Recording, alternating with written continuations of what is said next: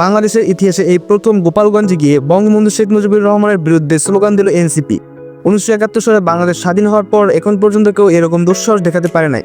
তবে এরকমটা শুধু এনসিপির চাওয়া না, বিএনপির চেয়ারপারসন বেগম খালেদা জিয়াও বলেছেন গোপালগঞ্জ জেলার নামই বদলে যাবে, বুঝছেন? গোপালগঞ্জ আর থাকবে না। জয় বাংলা, জয় বঙ্গবন্ধু। আমরা মুসলমানরা জানি, মৃত্যুর আগে যদি কেউ কালিমা পড়ে মৃত্যুবরণ করে তাহলে সে হয়তো বা জান্নাতবাসী। তবে পৃথিবীতে এমন একটা ধর্ম রয়েছে যেখানে মৃত্যুর আগে জয় বাংলা জয় বঙ্গবন্ধু বলে মৃত্যুবরণ করেছে। এবার আপনারাই বলেন সে জান্নাতি না জাহান্নামী। একটা ভিডিওতে দেখা যায় হাসনাত আব্দুল্লাহ ভয়ে আর্মিদের ট্যাঙ্কে গিয়ে আশ্রয় নেয়। এখন অনেকেই বলতেছে যে ইঁদুর ভয়ে গর্তে ঢুকেছে। পরক্ষণে আরেকটা ভিডিওতে দেখা যায় হাসনাত আব্দুল্লাহকে তাদের নিজের দলের লোকেরাই জোর করে আর্মিদের সহায়তায় ওই স্থান ত্যাগ করতে সহায়তা করে। গোপালগঞ্জের একটা নিয়ম ছিল, ওই জায়গায় আওয়ামী লীগ ব্যতীত অন্য কোনো দল কোনো প্রোগ্রাম করতে পারবে না, স্টেজ সাজাতে পারবে না, কোনো বক্তব্য দিতে পারবে না। তবে আজ সেই নিয়ম ভেঙে দিল এনসিপি। মিথ তৈরি করে রাখা হয়েছিল যে গোপালগঞ্জে আওয়ামী লীগের বাইরে কেউ প্রোগ্রাম করতে পারবে না। এই মিথ আজকে জাতীয় নাগরিক পার্টি ভেঙে দিয়েছে। সাদিস আলম এবং হোসেন আব্দুল্লাহ সহ আরো অনেকেই পোস্ট করেছিলেন যে long march to Gopalganj. Mujib সৈনিকদের আমি বলবো এরা মার্চ টু গোপালগঞ্জ ঢোকার সাথে সাথে একটাও যেন ফেরত না যেতে পারে। ওকে, আমরা মেনে নিলাম এরা লং মার্চ করতে গোপালগঞ্জে যাবে, এটা আপনারা সবাই শুনেছেন। তখন যদি আপনারা রাস্তায় মিছিল আন্দোলন নিয়ে না নামতেন তাহলে তারা গোপালগঞ্জে গিয়ে দু চারটা কথা বলে বক্তব্য দিয়ে চলে আসতো। এরকম কোনো হট্টগোল গ্যাঞ্জাম হওয়ার কথা ছিলই না। এরকমটা হওয়ার একমাত্র কারণ হচ্ছে আওয়ামী লীগ রাস্তায় মিছিল নিয়ে নেমেছে এবং তারা ভাঙচুর করেছে। আপনারা অনেকেই বলতেছেন যে আইনের লোকেরা আওয়ামী লীগের উপরে গুলি চালিয়েছে। যারা একথা বলতেছেন তারা হয়তো জানেন না, তারাই আইন শৃঙ্খলা বাহিনীর উপরে অস্ত্র নিয়ে আগে হামলা শুরু করেছিল। এনসিপিকে গোপালগঞ্জ থেকে ত্যাগ করানোর জন্য তারা মঞ্চে উঠে স্টেজ ভাঙচুর করে। বাংলাদেশের জনগণ মনে করেছিল বাংলাদেশে কোনো আওয়ামী লীগ নেই, কিন্তু তারা জানতো না তারা কতটা হিংস্র, সোচ্চার এবং ঐক্যবদ্ধ হয়ে রয়েছে। তা গতকালকে আপনারা বুঝতে পেরেছেন, তাই গোপালগঞ্জে কারফিউ জারি করা হয়েছে। আওয়ামী লীগের কিছু লোক সামোসা আর সিঙ্গারা ভাগাভাগি করে খাচ্ছিল। এমন সময় এনসিপি আর আইন শৃঙ্খলা বাহিনী তাদেরকে ধাওয়ানি দেয়। তারপরও তারা তাদের জাতীয় খাবার সিঙ্গারা আর সামোসা রেখে যায়নি, দৌড়চ্ছিল আর খাচ্ছিল। এই জিনিসটা অনেক মানুষের কাছে ইন্সপিরেশন হতে পারে, কারণ তারা দৌড়ে পালানোর সময় তাদের নীতি ত্যাগ করে নাই। ভাই, এই নীতির নামই হচ্ছে রাজনীতি। এই সিঙ্গারা আর সামোসার গন্ধ পেয়ে আরেক যুবক ভাগ বসাতে গিয়েছিল সেখানে গিয়ে আইন শৃঙ্খলা বাহিনীর হাতে ধরা পড়েছিল। আর এই ভিডিওটা দিয়ে ফেসবুকে অনেক ক্যাপশন দিচ্ছিল যে এই লোকটাকে দুনিয়া থেকে সরিয়ে দেওয়া হয়েছে। পরবর্তীতে তদন্তের মাধ্যমে জানা যায় এই লোকটাকে পুলিশ ছেড়ে দিয়েছিল।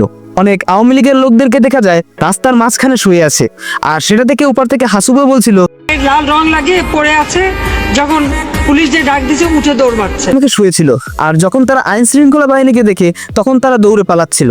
আর এটা আমাদের সাধারণ জনগণের কথা না, এটা তাদেরই কথা।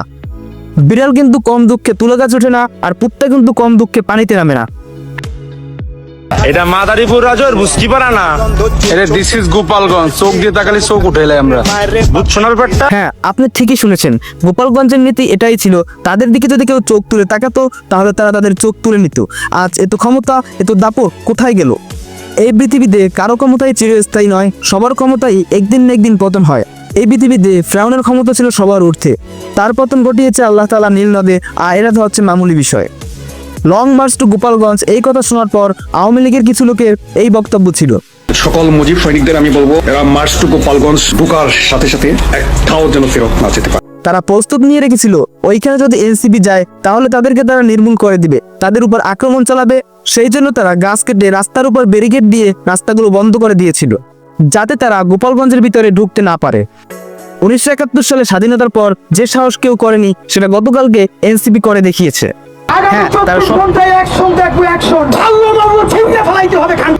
আমরা কিন্তু সব লক্ষ্য করছি, সবকিছু দেখছি, কে কি করছে না করছে। বাংলাদেশ ছাত্রলীগের খেয়ালে কিন্তু সব আসছে যাচ্ছে। আন্দোলন আসবে, আন্দোলন যাবে, বাংলাদেশের ছাত্রলীগ কিন্তু থাকবে এবং সবকিছু হিসাব সময় মতো বাংলাদেশ ছাত্রলীগ আদায় কিছু দেখেছে, সবকিছু নজরদারিতে রেখেছে।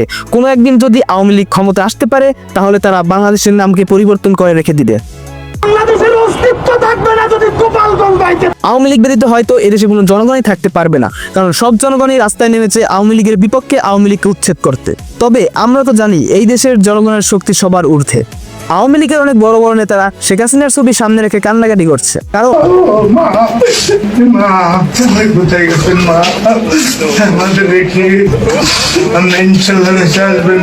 শেখ হাসিনার নাম দিয়ে আওয়ামী লীগের নেতাকর্মীরা আমজনতার উপর চাঁদা, অন্যায়, অত্যাচার, জুলুম করত। আর অনেকেই নিজ স্বার্থের জন্য শেখ হাসিনাকে এই বাংলাদেশে আনতে চাচ্ছে, আর তাদের জন্য হয়তো এই দলটির রাজপতন হয়েছে।